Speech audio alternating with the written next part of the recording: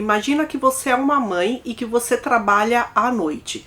Quando você chega em casa, a primeira coisa que você vai fazer é dar uma olhada se a sua filha está bem na cama. Só que para seu desespero, ela não está lá. E a cidade inteira para procurar a pequena de 9 anos de idade. Inclusive, o FBI também entrou nessa história. Sexta estranha com gente esquisita.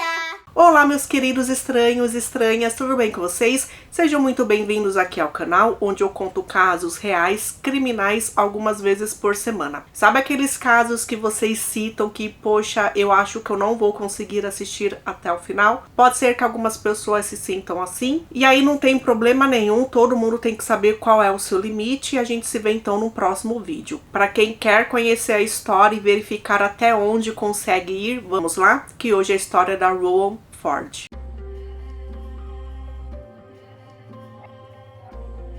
Rowan Demia Ford nasceu dia 11 de abril de 1998 na Califórnia, Estados Unidos. Por algum motivo aí que a gente não sabe, a família dela mudou-se para o Missouri e é lá que acontece essa história. No momento dessa história, ela tinha 9 anos de idade. Rowan tinha 2 irmãos mais velhos, 2 irmãs mais velhas, ou seja, ela era a caçula. Ela era a única que ainda vivia em casa com a mãe. Então os outros provavelmente já tinham atingido a idade acima dos 18 anos de idade. A mãe se chamava Colleen, tinha 44 anos de idade e ela tinha ficado viúva há alguns anos. Então era só ela cuidando da filha até que apareceu um homem no caminho dela. Ela começou a namorar esse homem chamado David Spears, de 24 anos de idade, e eles se casaram. Eles moravam em uma região rural. Rowan estava na 4ª série da escola. Ela era uma menina muito querida, ela gostava muito de ir à igreja, ela frequentava a igreja batista. E mesmo assim que ninguém da família dela frequentasse, ela estava lá sempre que tinha culto. Ela tinha ganhado recentemente uma bicicleta, era uma bicicleta azul, então ela era vista ali em toda a região o dia inteiro andando de bicicleta. Ela também tinha aprendido a nadar naquele último verão. Toda vez que tinha culto na igreja, ela chegava pelo menos meia hora antes. E assim que o pastor chegava, ela perguntava se ele precisava de ajuda ou se alguém precisava de alguma coisa ali, de alguma ajuda na congregação. E ela era tida como essa menininha bondosa que gostava muito de ajudar as crianças. Na escola também ela era super querida, só que tinha um problema lá que as professoras já tinham chamado a atenção da mãe dela. É que ela tinha aparecido algumas vezes na escola com piolho. E quando você tem uma criança com piolho, é remetido à falta de cuidados. Inclusive, ela aparecia muitas vezes despenteada, com a roupa desgrenhada. Porém, acreditavam que isso era porque a família não tinha uma boa condição financeira. A mãe, inclusive, ela trabalhava no mercado Walmart e o horário que ela conseguiu para ter aquele emprego era de madrugada, hein? Então ela entrava à noite e saía de manhã do trabalho. O padrasto dela, o David, não tinha um emprego fixo. Ele ajudava o melhor amigo dele chamado Christopher, porque Christopher era mecânico. Quando ele não ajudava o amigo, ele era um faz-tudo ali na cidade. Todo mundo que precisava de algum reparo em qualquer coisa chamava ele.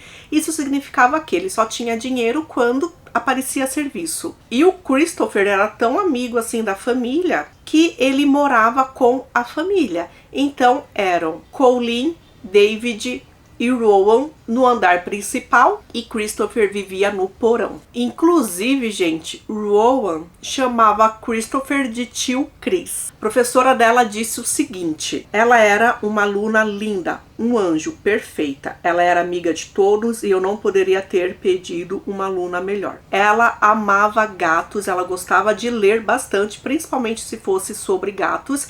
A cor preferida dela era roxo e ela amava comer espaguete. Então o que a gente vê aí é que, na verdade, quem sustentava a casa era a Colleen. E o que passava na ausência dela naquela casa, ninguém sabia com certeza. Então, Christopher morou alguns meses ali com eles. Quando chegou no final de outubro, ele se mudou. Ele foi para a propriedade da família dele. Só que ele não vivia na casa da família, ele vivia num trailer que ficava no quintal. Então, no dia 2 de novembro de 2007, que foi uma sexta-feira, Christopher estava na casa de David com um outro amigo, um homem chamado Nathan. Eles compraram várias bebidas, ficaram bebendo, jogando sinuca, conversando, jogando conversa fora, e Colleen saiu para trabalhar. Mesmo quando ela saiu para trabalhar, os homens saíram de casa em um outro momento para comprarem mais bebidas. Então era 3 de novembro de 2007, já era no sábado, Colleen chegou em casa do trabalho.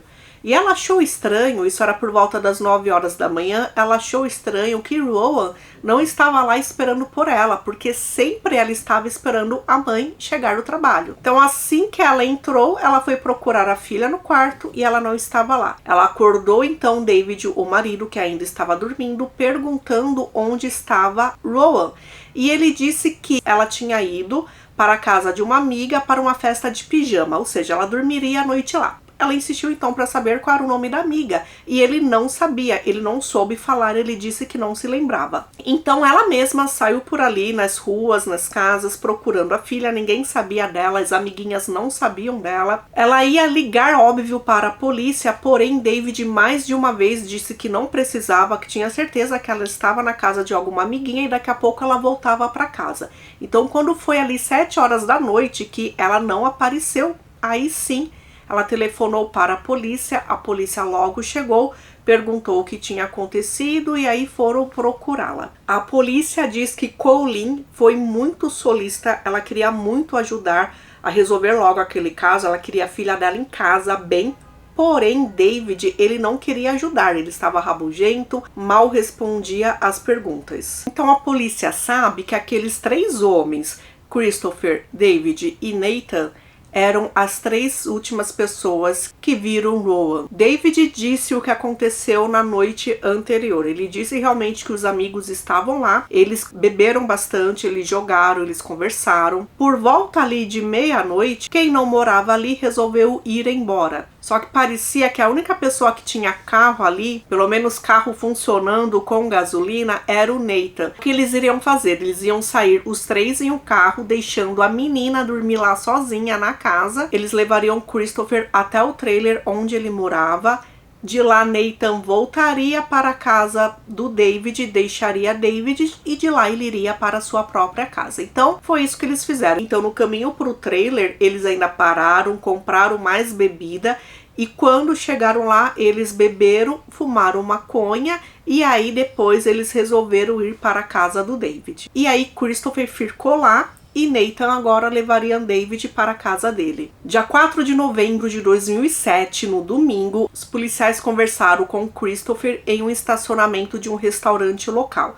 E ele nem sabia que a menina tinha desaparecido. Ele disse que ficou sabendo naquele momento que estava sendo interrogado. Christopher deu a mesma versão da história, a mesma versão que David disse. Só que ele escondeu que tinham fumado maconha. Naquela época era proibido, era crime fumar maconha no Missouri. E a partir desse momento que ele descobriu que Rowan estava desaparecida, ele foi muito prestativo. Ele sempre entrava em contato com a polícia, ele disse que gostaria de ajudar, se quisessem colocar uma escuta nele, qualquer coisa assim, para ele ajudar a encontrar onde estava Rowan e descobrir realmente o que tinha acontecido. E foi aí nas investigações que os policiais interrogaram a mãe de David e a mãe de David disse uma história bem maluca. Na noite que Rowan desapareceu, David telefonou para ela por volta de 1h da manhã, pedindo para que ela fosse até lá porque ele precisava do carro emprestado. Então, a mãe dele foi até a casa do David, ficou assistindo TV enquanto ele saía. Ela disse que ele desapareceu entre 1h da manhã até 7h da manhã. Para ela, Rowan estava dormindo no quarto, então ela nem foi lá entrar para ver como que a menina estava, ela estava dormindo. Então tudo isso fazia com que a polícia realmente acreditasse que quem fez alguma coisa tinha sido o David. Dia 5 de novembro de 2007, o FBI entrou nessa investigação. David era interrogado, a caminhonete dele, a casa foram revistados e também o carro carro que ele utilizou, que era o carro da mãe dele. Christopher também foi chamado mais uma vez para dar seu depoimento. Dessa vez ele foi até a delegacia e a versão que ele deu no primeiro depoimento se manteve. Ele insistia que não sabia o que tinha acontecido com a menina. O xerife ali da cidade, chamado Clinton Clark, ele era bem próximo do Christopher. Ele viu Christopher crescer. Ele tinha contato com os pais do Christopher visitando a casa dele. Então era um relacionamento assim de amizade. Tanto que Christopher, de certa forma, estava pedindo conselhos para ele. E o que o xerife disse foi que ele tinha que ser sincero e contar tudo o que sabia.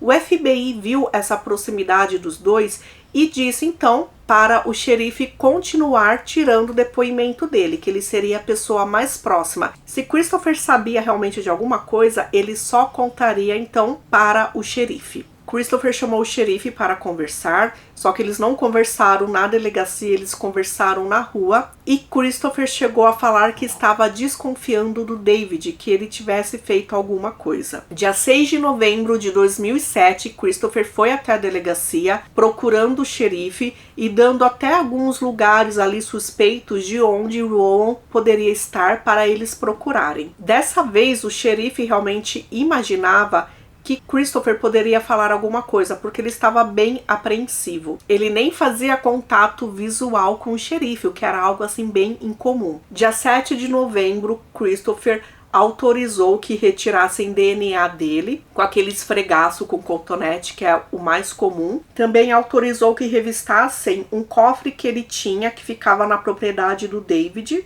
e também que olhassem a propriedade que ele morava e o trailer. Em um depoimento para o FBI, ele ficou bem emotivo, disse que o álibi de David era falso, porém ele começou a chorar e ele disse que o FBI iria acusá-lo e a dizer que ele estava envolvido com o desaparecimento de Rowan, e se realmente isso fosse acontecer, ele não daria mais o seu depoimento. E naquela mesma noite, Christopher foi procurar o xerife dizendo que tinha ficado chateado, com aquela entrevista, e ele disse que qualquer coisa que ele tivesse a mais para falar, ele só falaria com o xerife que ele já conhecia. Aí o xerife então perguntou para ele: olha, se você sabe de alguma coisa, se você desconfia de alguma coisa, esse é o momento para começar a falar. Só que aí alguém entrou na sala do xerife nesse momento e Christopher levantou assustado e foi embora. Então, o próprio xerife e o FBI sabiam realmente que, forçando o Christopher ali nos próximos dias, ele falaria. Eles resolveram dar então um dia de folga para o Christopher. Naquele dia ninguém iria procurá-lo e o xerife achava sim que ele sabia de alguma coisa, só que ele só falaria quando o corpo de Rowan tivesse sido encontrado. Uma semana depois do desaparecimento dela, no dia 9 de novembro de 2007, uma sexta-feira, o corpo dela foi encontrado. Então David agora procurava a menina com alguns colegas, como toda a comunidade estava fazendo. O médico legista ali da região estava naquela manhã com o David, e David levou ele para um local que é conhecido como o Poço da Raposa. Era um buraco de certa forma profundo. Os dois olharam lá para baixo e imaginaram ter visto algo como se fosse um cobertor. Esse legista, ele então informou o FBI e o FBI deu uma olhada. E, gente, foi naquele poço que encontraram Rowan. Claro, ela estava sem vida, ela estava seminua. A parte de cima era a parte do pijama dela. Ela não vestia nada na parte de baixo e ela calçava somente uma meia. E naquela sexta-feira, Christopher procurou o xerife. Eles estavam então dentro de um carro conversando perto de uma ponte. O xerife contou para ele que o corpo de Rowan tinha sido encontrado naquela manhã e Christopher então pediu para ser algemado porque ele queria falar alguma coisa. E aí o xerife disse que não iria algemá-lo. Porém, Christopher disse: assim que você escutar o que eu tenho para falar, vocês vão me algemar. O detetive entrou em contato com outros policiais e ficaram acordados que Christopher daria seu depoimento na delegacia. Quando eles chegaram lá, Christopher começou a falar. Ele disse que realmente ficaram na casa bebendo e que ele recebeu uma carona até o trailer dele. Quando ele foi deixado lá no trailer sozinho, ele sabia então que Rowan ficaria sozinha durante um tempo ainda em casa. Então ele pegou o carro dele, seguiu uma outra estrada que ele sabia que não é a estrada que os amigos pegariam. Pegando a outra estrada, ele chegou na casa antes do David. E ali ele pegou Rowan. Ela estava adormecida, ela nem percebeu que estava sendo carregada. Ele colocou ela na caminhonete dele e dirigiu até o trailer. O que ele queria fazer era abusar dela. Ele colocou a menina dentro do trailer dele, tirou a calça do pijama e a roupa debaixo dela. Ele não falou com ela e deixou as luzes apagadas porque ele não queria que ela o reconhecesse. E aí ele deitou em cima dela e abusou dela. Ele também disse que usou um pouco o dedo. Ele disse que Rowan acordou, ela lutou com ele, só que depois ela parou. Ele disse que essa relação durou alguns minutos e ele não tinha certeza se ejaculou. Ele disse que depois disso iria levá-la para casa e deixá-la lá. E ele estava carregando ela, só que nesse momento ela olhou para cima e acabou vendo o rosto dele. Então ele sabia que tinha sido reconhecido, ele não poderia então deixá-la viva. Ele pegou uma corda que ele usava no galinheiro, que tinha ali próximo, e usou a corda no pescoço dela. Ela se debateu por um tempo, logo depois ela parou e ele sabia que ela estava sem vida. Ele sabia que estava em apuros, óbvio, né? Então ele colocou o corpo dela na caminhonete dele e foi dirigindo. A princípio, ele queria jogá-la no rio, só que ele logo pensou que o corpo dela seria descoberto rapidamente, e aí ele decidiu jogar ela naquele buraco, que era conhecido como buraco da raposa. E ele tentou jogar alguns gravetos por cima, só que ele viu que não deu muito certo, porque o buraco era grande. Quando ele voltou pro trailer, ele viu que o trailer estava uma bagunça. Tinha sangue no colchão, nas roupas dele, né? Porque ele não tirou as roupas para cometer aquele crime. Então ele se livrou de tudo aquilo. Então ele tirou as roupas dele, pegou o pijama dela e a calcinha que estavam lá, a corda que ele usou para estrangulá-la, colocou tudo no fogão a lenha e queimou. Ele pegou o colchão e colocou dentro de um barril, que já era um barril que eles usavam para queimar as coisas, só que para não verem, né, aquela fumaça, ele colocou o barril dentro de um celeiro e de lá ele colocou fogo. Quando ele terminou de dar o depoimento, foi um choque assim para todo mundo, principalmente para o xerife, porque eles imaginavam que quem tinha cometido aquilo tinha sido David e que Christopher sabia ou que Christopher desconfiava, porém nunca imaginaram que Christopher tinha feito aquilo. Enquanto Christopher dava o seu segundo depoimento gravado, o trailer dele e as propriedades lá próximas foram revistadas e as autoridades obtiveram evidências que apoiavam a confissão dele. Dentre essas evidências incluíam uma corda e um arame dentro do caminhão dele, um barril grande contendo restos de itens queimados e um fio de cabelo na carroceria do seu caminhão. E esse fio de cabelo era da mesma cor do tom de cabelo de Rowan. Agora, David também foi confrontado depois do aparecimento do corpo e ele resolveu dar a versão dele. Ele disse que quando chegou em casa que Nathan deixou ele foi para o quarto ver se Rowan estava bem, porque é o que se espera fazer quando há uma criança em casa. E aí ele viu que Rowan tinha desaparecido. E logo ele pensou que Christopher tinha feito alguma coisa. Então ele pediu o carro emprestado da mãe dele, dirigiu até o trailer do amigo e quando ele chegou lá, ele viu o amigo abusando da menina.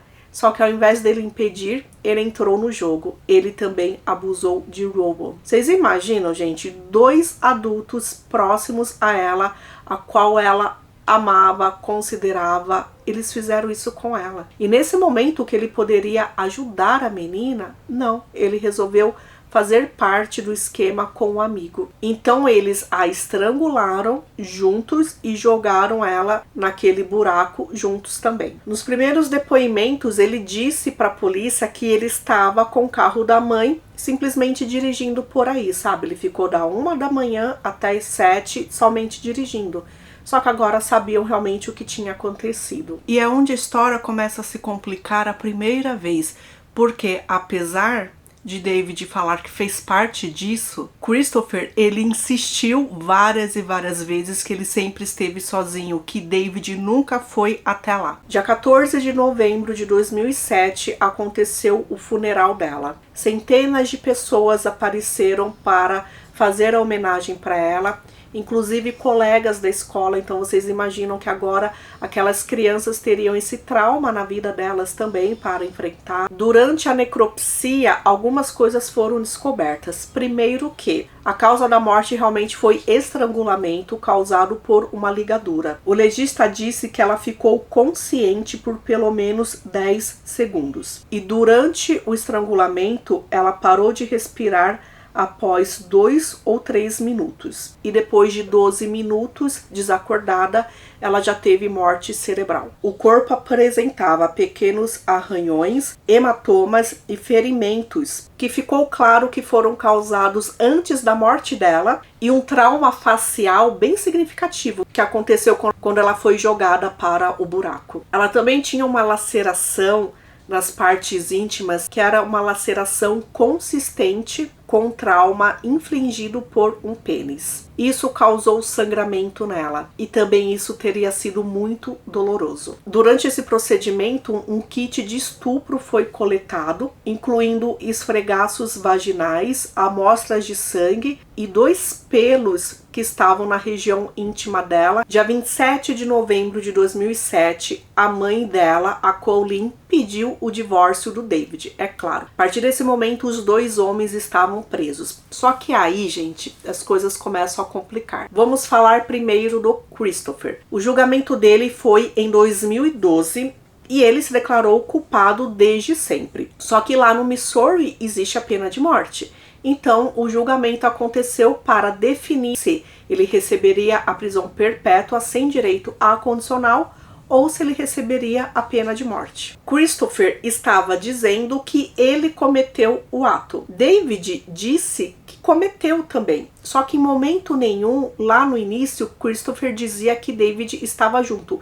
Inclusive, ao contrário, ele disse várias e várias vezes que ele estava sozinho, que David nunca apareceu por lá. E agora, então, na fase do julgamento, em 2012, a defesa dele estava alegando que o culpado de tudo era David. Só que nos exames que fizeram com Rowan, não foi encontrado nenhum DNA masculino. Então, assim, lembrem que Christopher chegou a falar que não lembrava se tinha ejaculado ou não, então provavelmente isso não foi feito. E a partir de agora, a defesa dele também queria colocar como se David estivesse lá, já que o próprio David tinha falado. Também várias testemunhas foram dizer o quanto ele teve uma infância tumultuada. Os pais de Christopher tinham problemas com álcool, ele foi dado para adoção quando ele era ainda bebezinho. A família que o adotou estava cuidando bem dele, só que os pais perderam um filho biológico, então acabaram deixando Christopher de lado. Então eles não quiseram mais cuidar do Christopher.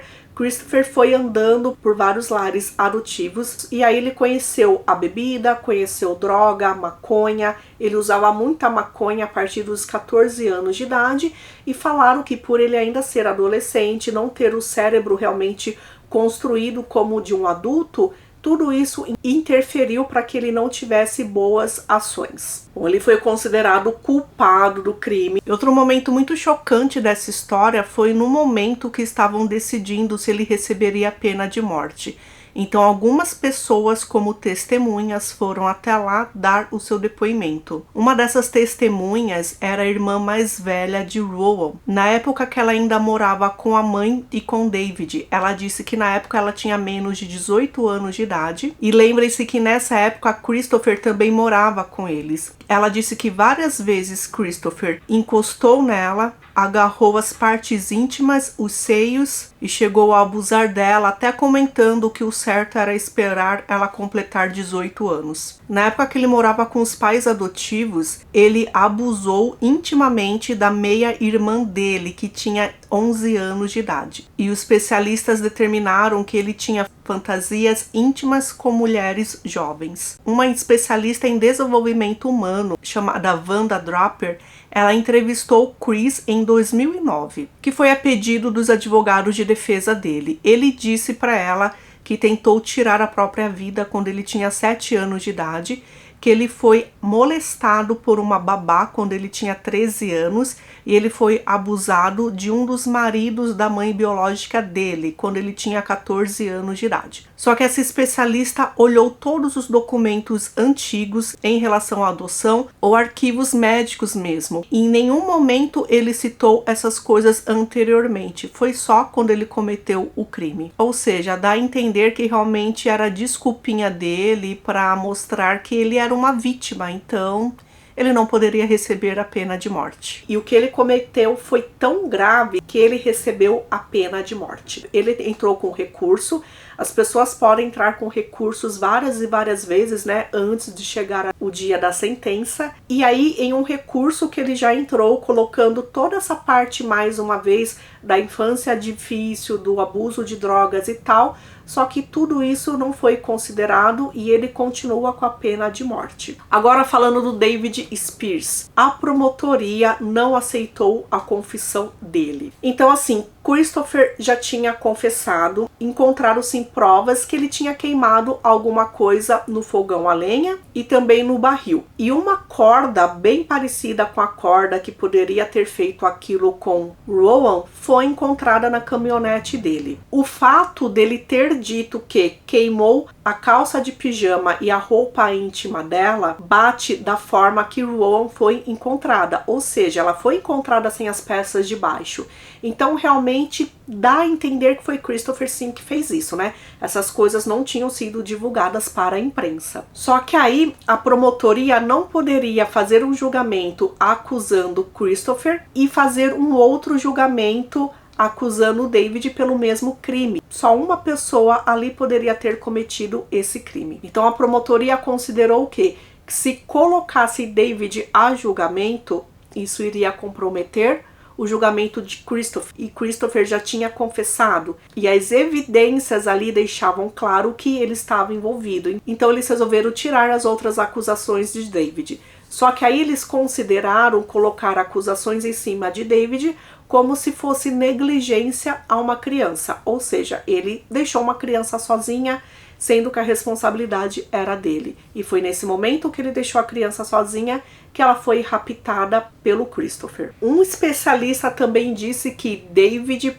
possivelmente não cometeu aquilo, porém ele ficou com tanta culpa que ele acabou internalizando, ele acreditou naquela versão, porque a culpa dele foi tão grande que é como se ele também tivesse feito aquilo fisicamente. É como se fosse uma pegadinha do cérebro dele. Então ele foi considerado culpado desses crimes menores, ele recebeu 11 anos de prisão e hoje possivelmente ele está solto. Muitas pessoas acreditam que David estava envolvido, né? Por exemplo, assim que a esposa chegou, ele não ficou preocupado também com o desaparecimento dela. Não, ele inventou que ela tinha saído para dormir na casa de uma amiguinha. E ele impediu durante o dia inteiro que Colleen entrasse em contato com a polícia. Por quê, né? O fato também dele ter mostrado aquele local suspeito, que o corpo dela poderia ter sido jogado, e quando foram verificar realmente o corpo dela estava ali. O fato também que ele pediu o carro da mãe de madrugada emprestado e ficou a madrugada inteira fora. E também cães farejadores detectaram o cheiro de decomposição no carro dele, no carro que a mãe emprestou para ele, entendeu? Então, sim, eram várias coisas que davam a entender que ele tivesse envolvido. Só que, como eu falei para vocês, não tinha um DNA para comprovar isso. E aí o que a gente pensa é que há quanto tempo isso já acontecia? Porque se realmente ele chegou em casa, viu que o Rowan não estava lá e logo pensou no Christopher, quanto tempo já acontecia algum tipo de abuso. E aí a gente lembra lá no começo da história o quanto que agora a gente entende porque Rowan ficava muito tempo fora de casa. Ela preferia ficar o dia inteiro na rua, andando de bicicleta ou indo para a igreja. Ela sempre estava na igreja quando a igreja estava aberta. Por que que ela preferia ficar nesses locais ao invés de ficar em casa? Porque ela não se sentia segura. Agora eu vou falar de uma outra menina, uma menina chamada Catherine Jane Haley. Ela nasceu dia 8 de julho de 1998, ou seja, ela nasceu no mesmo ano de Rowan. E as duas frequentavam a mesma escola. Kate cresceu como várias outras pessoas cresceram, sempre lembrando da pequena Rowan. Teve uma postagem que Kate colocou no Facebook dela, que foi a foto do anuário. Aquela foto iria para o anuário dela dos anos 2012 e 2013 e ela escreveu, marcando uma página de homenagem que existe de Rowan, dizendo que ela escolheu aquele fundo roxo porque era a cor preferida de Rowan. Então, assim, para vocês verem como que aquilo impactou essas crianças. Kate fez algo que Rowan não pôde fazer.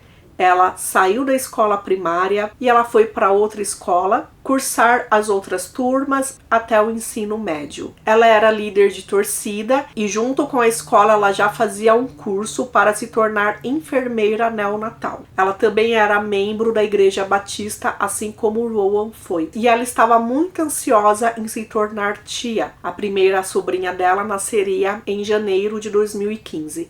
Só que, infelizmente, em 2014, aos 16 anos de idade, descobriram que ela tinha uma doença. Essa doença não foi divulgada, porém foi algo que ela não se recuperou e ela veio a óbito. Rowan morreu em novembro de 2007. Kate morreu dia 13 de novembro de 2014. E no ano de 2016, que seria a formatura das duas meninas se elas estivessem vivas, os alunos as homenagearam. Então, nas cadeiras que eles ocupam, deixaram duas cadeiras vazias. Uma para relembrar Rowan, como se fosse a formatura dela, e outra para relembrar Kate. Os nomes delas foram citados ali durante a formatura e isso demonstrava que, apesar de ter passado tantos anos, os alunos ainda pensavam nelas. Uma coisa que eu esqueci de falar para vocês, David tinha 24 anos de idade, né? O padrasto da Rowan. Descobriram aí que ele tinha uma filha com a idade parecida da Rowan. Então a mãe da menina pediu pensão alimentícia e ele dava pensão para a filha. Não se sabe se ele tinha contato com ela ou se ele só pagava a pensão. Então é isso. Tá aí mais um caso tenebroso, terrível, né? Onde deixa bem claro que não dá pra gente confiar em ninguém. Então aquela mãe que tinha criado 4 filhos que já tinham saído de casa, o marido morreu, ela se casou com um jovem, porém ela nunca imaginava que esse rapaz faria alguma coisa com a filha dela. Eram pessoas que ela tinha como amigos. O Christopher ela colocou dentro da casa dela e fez uma barbaridade com a filha. Ela tinha que sair para trabalhar à noite porque é o emprego que ela tinha, o horário que ela tinha arranjado para levar comida para dentro de casa, e ela achava que a filha estava em segurança, quando a gente viu que não estava. Então é isso, gente. A gente se vê então no próximo caso.